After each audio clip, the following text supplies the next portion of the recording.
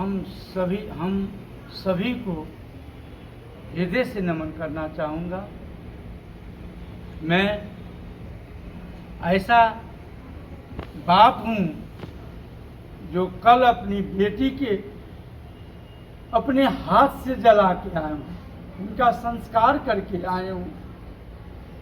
वो संस्कार के बारे में विधिवत रूप से आप सभी को जानकारी होना भी चाहिए। ये नेहरा की घटना है। मेरा नाम पवन कुमार ठाकुर है। हम नेपाल के वासी हैं। जनकपुर धाम, धमसा, नेपाल, वार्ड नंबर 6 की वासी हैं। और इसी सिलसिले में मेरा 4 लड़की, सेकेंड लड़की का शादी हमने नेहरा, जो सकरी के आसपास में है, नेहरा गांव, उस गांव में आज से करीबन 14-15 वर्ष पहले 2011 में अपनी बच्ची के शादी सामाजिक रीति रिवाज से उल्लास के साथ अपनी बच्चिया की शादी मैंने उस गांव में किए थे। उनका ससुर का नाम ब्रज किशोर ठाकुर, उसका सास का नाम शीला देवी, उनका पति का नाम रजनीश ठाकुर, जो मूल निवासी नेहरा का है। मैं जब 2011 में अपनी बेटी के शादी संबंध उसके घर में किए, उन्होंने अपना रंग 8-9 महीना के बाद ही दिखाने लगे। 8-9 महीना के बाद हमारे बेटी को भद्र गाली, अभद्र गाली, विभिन्न प्रकार का टॉर्चर देते थे। और पहले बीच में हल्का मारपीट करते थे, उतना मारपीट नहीं करते थे। शुरू में हल्का मारपीट करते थे, टॉर्चर देते थे। फिर हम लोग को पता होता था, हम लोग जाते थे तो फिर वहाँ के लोग बैठ के उसको समझाया करते थे, तो माफ़ी मांगता था और बोलता था कि हम आज दिन से ऐसा नहीं करेंगे, हम बच्चिया को हाथ पात नहीं करेंगे। हाँ, अब ऐसा हम कोई ऐसा नहीं काम करेंगे जो कि बच्चिया का तकलीफ हो, अच्छा से हम बच्चिया को रखेंगे। ऐसा कह कर के जो है सो हम लोग ने उस पर भरोसा किए। फिर बाद में बच्चिया से जब फ़ोन पर संवाद हुई, बच्चिया बीच बीच में जब फ़ोन करती थी तो उसमें हमको फ़ोन से ऐसा लग रहा था कि चलो अब बच्चा हमारा सेट है, बच्चा को गाली या फैजियत या मारपीट नहीं करता है। फिर 2-3 महीना 4 महीना ठीक रहता था, फिर 2-3 महीना 4 महीना का बाद में फिर वही रवैया, वही बच्चा को मार पीट इधर उधर करता था, गाली गलौज करता था। फिर हम लोग के पास जानकारी हुआ, हम लोग फिर गए। उस टाइम में लगभग 2 बरस गुजर गई थी मोटा मोटी। उस 2 बरस के बाद में ये बच्चिया का जन्म हुआ। 2 वर्ष के भीतर में ये बच्चिया का जन्म हुआ। इसका नाम वैष्णवी कुमारी है। ये बच्चिया का जन्म हुआ। उसके बाद और टॉर्चर करने लग गया वो। जब टॉर्चर जो करने लग गया तो उस बच्चिया को हम अपनी यहाँ बुला लिए। हमारे यहाँ बच्चिया हमारे साथ करीबन लगभग 2-2.5 बरस रही यहीं। अब रहने के बाद हमने उस टाइम में अपनी बेटी, जो मार दिया गया है हमारी बेटी को, वो बेटी को हमने कहे थे उसी टाइम में जब इसका जन्म हुआ, हम उसी टाइम में हम बेटी को कहे हुए थे कि बेटी इस घर में तुम्हारा निर्वाह नहीं हो पाएगा, ये लोग कुर्ता से भरा हुआ आदमी है, तुम इसको छोड़ दो, तुम्हारा व्यवस्था हम मिला देंगे। हम लोग को संस्कार ऐसा है, हमारा बेटी उस पर राजी नहीं हुआ, बोले कि नहीं पापा कैसे बात कर रहे हैं, वो मेरा घर है, वहाँ के लोग हमारा समाज है, उस चीज़ को हम कैसे त्याग देंगे। ये भावुक होके जो है सो फिर जो है सो बोला पापा हमको एक बार और मौका दीजिए, हम फिर उसी घर में रह के फिर हम घर बनाने का प्रयास करेंगे। कोशिश करेंगे। बेचारी इतना सज्जन लड़की थी और घर बनाने के लिए, घर परिवार को बनाने के लिए हद से हद तक मेहनत की, लेकिन उस मेहनत का फल उन लोग ने हमारे बेटी को क्रूरता के साथ हत्या करके दिया है। इससे पहले मैं सारा बात आप लोगों को शेयर करना चाहूँगा। जो भी उस रात की घटना है, जो हमारे नतनी वैष्णवी है, वो सब आंखों देखी, इसी के आंख के सामने में वो हत्या हुई है। और सारा बात आप लोगों को सामने में हमारा नतनी कुछ देर में आपको रखेंगे। उससे पहले मैं अपना जो बच्चा का जो वृतांत, जो दुखदाई, जो पीड़ा, जो पटक एक बार नहीं कम से कम 50 दफे जब ऐसा हुआ तो कभी एक दिन ऐसा है कि मेरा बेटी को एकदम गर्दन जोर से चाप दिया था। थोड़ा देर और रहता तो शायद हमारा बेटी उसी दिन मर जाती। संजोग ठीक था जो कि बच गई। फिर भी सारा बात हमसे शेयर नहीं करती थी, हमारे पत्नी से शेयर करती थी। पत्नी के द्वारा भी हमको जानकारी होता था, तो फिर हम लोग उनको फिर समझाने, उनका जो दर्द याद जो उसमें है उस सबको बैठा के हम लोग अनय विनय करते थे कि देखिए मेरा बच्ची के साथ कैसा व्यवहार करना, क्या दोषी है, क्या ये बदसूरत है, क्या कि सुंदरता में कम है, क्या कि गुण में कम है, क्या कि अंग भंग है, क्या इस औरत में कमी है, क्या मेरी बेटी में कमी है, जो कि इस प्रकार की यातनाएं हमारी बेटी को दे रखी है। इनको क्या चाहिए, हम खोल के हमसे बात बतावे।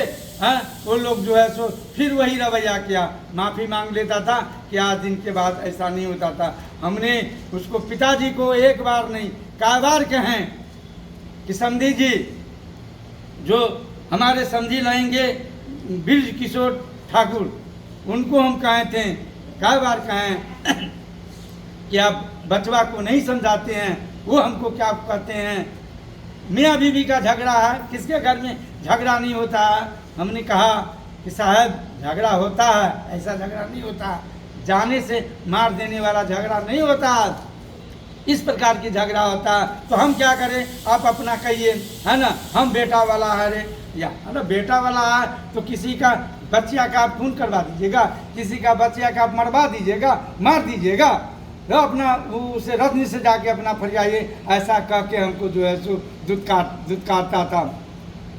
उसी क्रम में इस तीज के दिन जब फिर मेरी बेटी को मारा पीटा, तो मेरी बेटी रोते कलपते फोन करने के बाद में जो है सो यहाँ से हम अपनी पत्नी और अपनी दीदी को हम वहाँ पर भेजे कि जाओ तुम बच्चिया को लेके आ जाओ। जब ये लाने गई तो वहाँ पर बच्चिया को आने नहीं दी, एकदम हुज्जत पे उतर गए कि नहीं आज नहीं जाएगी, 2 दिन के बाद जाएगी, 4 दिन के बाद जाएगी, अभी नहीं जाएगी। उसका दर्द याद भी उसको कितना रिक्वेस्ट किया, सारा रिक्वेस्ट के बाद में 3 घंटा 4 घंटा हुज्जत करने के बाद में भी हमारे बेटी को आने नहीं दिया। लास्ट में क्या कहता है कि ठीक है तुम अब एक तो बेटा एक तो बेटी लेके जाओ, आई छोटा बेटा को हम रख लेते हैं, अभी नहीं जाएगी। आप बताइए वो छोटा बेटा कहाँ है, उसको बोला छोटा बेटा जो है वो कैंसर से पीड़ित है, तो उसको ब्लड कैंसर है, और वो बिना माँ का तो रह नहीं सकती है। और इस अवस्था में वो कहता है कि हम इसको बेटा छोटका बेटा को जो है सो हम रख लेते हैं, तुम लोग जाओ। तो ऐसा में कौन ऐसा माँ होगा कि दूध मुहा बच्चा को छोड़ देगा, जो बच्चा पीड़ित है, शरीर से लाचार है, जिसको ब्लड कैंसर का शिकार बना हुआ है, वो बच्चा को एक तो माँ कैसे छोड़ के आ जाएगी। अंत में माँ बोला कि ठीक है जब ऐसा ही बात है तो हम बच्चा के छोड़ के नहीं जा सकते हैं। इतना सातिर दिमाग है इसका, और इसका बाप का भी, बाप जो है इसका कम सातिर का दिमाग नहीं है। सारा संरचना, सारा खेल, सारा रचना इसका बाप का रचा हुआ है और इसका बाप अपने बेटे के माध्यम से हमारी बेटी को हत्या करवा गया और उसका बाप भी हमको कई बार कहा ऐसा कीजिए, नहीं होता है तो इसका कहीं पे कोई दुकान खुलवा दीजिए। उस क्रम में भी हम उसको कहें कि हम क्यों दुकान खुला देंगे, आप तो ये है दुकान खुलाने वाला, आपके पास में औकात नहीं है, आपके पास में संपत्ति नहीं है, क्या कीजिएगा इतना संपत्ति लेके, है ना। फिर भी हमने अपने यहाँ करीब अपने मेहमान को जो मुजरिम है, जो मेरी बेटी का हत्यारा है, वो उस नालायक को हमने यहाँ जनकपुर में कम से कम 6 महीना हमने एक तो मेरा लकी ज्वेलरी इंडस्ट्री है उसमें हम इसको रखें कि कम से कम ये काम सीखे, काम का तजुर्बा हो। अगर ये हम बुझ जाएंगे कि तुम इसको चला सकते हो, तब हम तुम पर कुछ लगानी कर देंगे, कुछ फाइनेंस कर देंगे।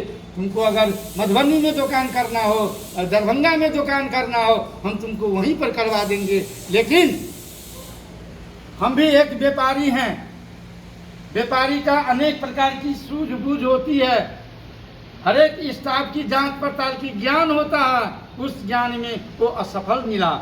हमको नहीं लगा कि ये कर सकता है, हमको नहीं लगा। क्यों नहीं कर सकता है, हम आपको उसके बारे में भी 2 शब्द में कहना चाहूँगा। ये लड़का एमटेक है, इंजीनियर है, एमटेक है, उसी पर हमने शादी किया, घर पे नहीं शादी किया, संपत्ति से हमने शादी नहीं किया। लड़का एमटेक है, इंजीनियर है, इसीलिए अपना बेटी को हमने उस गांव में जाके बेटी को उसके हाथ में सौंपे। हमको क्या पता था कि साला दोगला निकलेगा, हत्यारा निकलेगा। लेकिन जो पढ़ाई किया, एमटेक का पढ़ाई किया, उसको उस हिसाब से आगाड़ी बढ़ना चाहिए। लेकिन उसको पिता, उसका बाप उसको आगे नहीं जाने दिया, मोड़ के अपने जब सोना चांदी का दुकान किया हुआ है उस पर बैठाने लग गया। हम आप लोग को ये जानकारी देना चाहते हैं कि आप लोग सोचिए इस चीज को कि जो बेटा, जो लड़का बच्चा से बाहर न पढ़ा हो, हॉस्टल में रहा हो, वो बच्चा बाद में एमटेक इंजीनियर बन जाता है। वो बच्चा को आप उस लाइन में नहीं जाके आप उसको सोना चांदी के दुकान पर बैठाइएगा तो क्या वो बच्चा सक्सेस हो पाएगा? जिंदगी में कभी सक्सेस नहीं हो पाएगा। वही नतीजा है कि ये पेंडुलम हो गया, ये इसका बेटा पेंडुलम हो गया। अब पेंडुलम होके जो है सो कुछ वर्ष, एक करीबन साल भर से जो है वो घरे में बैठता था, बाहर भी इतना नहीं निकलता था। एकदम दिमाग क्या कहते हैं, सब मतलब बच्चिया लोग को, कभी बेटा को, कभी बेटी को गाली देता था, गाली में भी अभद्र गाली देता था, है ना। फिर भी इतना करते हुए भी बर्दाश्त करके हमारी बच्ची उस घर में रही। संभालने का बहुत प्रयास किया लेकिन संभला नहीं। और एक बात और कहना चाहूँगा कि ये घटना से 1 दिन पहले किसी से 2 घंटा बात किया है, उसका मोबाइल अभी भी नेरा थाना में। हत्यारा को, जो हत्यारा क्रूर है, कैसा मेरी बेटी को मारी है। मेरी बेटी शनिवार की रात में मछली भात बनाई, जो मेरी नतनी की कथन है, मछली भात बनाई, मछली भात बना के सबको खिलाई, बाल बच्चे सब गरीब परिवार को सबको खिलाई। खिलाने के बाद मेरी बेटी को थोड़ा सर में दर्द होने के कारण वो थोड़ा सो गई, सोने चल गई। मेरी नतनी बोली मम्मी खा लो। मेरी नतनी को कहा कि नहीं अभी हम नहीं खाएंगे, हम थोड़ा देर के बाद में खा लेंगे, अभी हमको थोड़ा तबीयत भीतर से अस्वस्थ लग रहा। उसके बाद में वो चली गई सोने के लिए। वो उठी नहीं, फिर ये लोग भी उसी बिस्तर में चला गया सोने के लिए। लेकिन ये बाप, बेटा और मतारी उस रात तीनों एक रूम में सुआ, एक रूम में तीनों सुआ। मेरी बेटी, मेरी नतनी, मेरी जो नाती है सो वो एक रूम में सुआ। चिटकुली भीतर से लगा था। ये लगभग मोटा मोटी 3 साढ़े 3 बजे में जो है सो जाके जो है सो ये चिटकुली को खोला। घर का चिटकुली तो कमजोर रहता, धक्का दिया, टूट गया। गहरा नींद में सोया हुआ था और वो जो है सो जान नहीं पाई, तोड़ दिया। और तोड़ के भीतर जाने के बाद आप लोग जो सुनिएगा आपका दिल दहल जाएगा, मन विचलित हो जाएगा। मोटा वाला रॉड कहिए या जो मुसर होता है, मुसर जो खल नहीं होता है, लोहा वाला खल, वो भी आजकल जो छोटा वाला खल, छोटा वाला मुसर नहीं, जो बड़ा वाला खल होता है उसका इतना मुसर होता है, सॉलिड लोहा होता है। वैसा लोहा से हमारे बेटी को, सोए हुए बेटी को जो है सो वार किया, कस के वार किया, एक बार नहीं कई बार वार किया। जब उसका छींटा मेरी सोई हुई नथनी के मुंह पर जो पड़ा, तो आप इसी के जवानी आप सुनिए। आप बताओ, रो नहीं, बताओ, नहीं रो बेटी, नहीं रो। आप बताओ, जो देखिए सो बताओ, पड़ा तो फिर उठने के बाद जोर से बताओ। पापा मम्मी को मार रहे थे बहुत जोर से, हाँ। चाकू से भी बहुत मारे।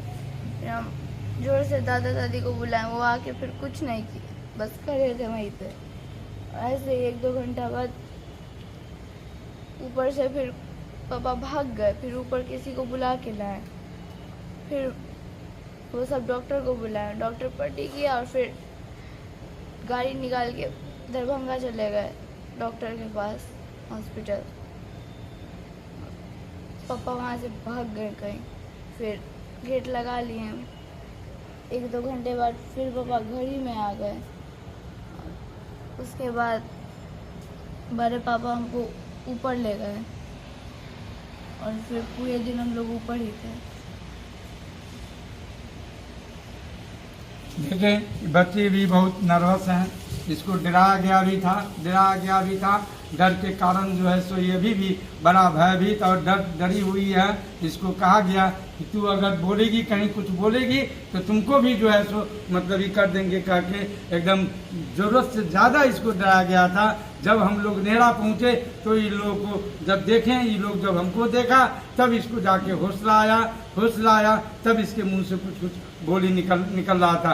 कहने का मतलब जबकि मेरा बेटी को जो वार किया वहाँ पर उसका बाप भी मौजूद था। कम से कम बाप तो कम से कम उसको पकड़ता।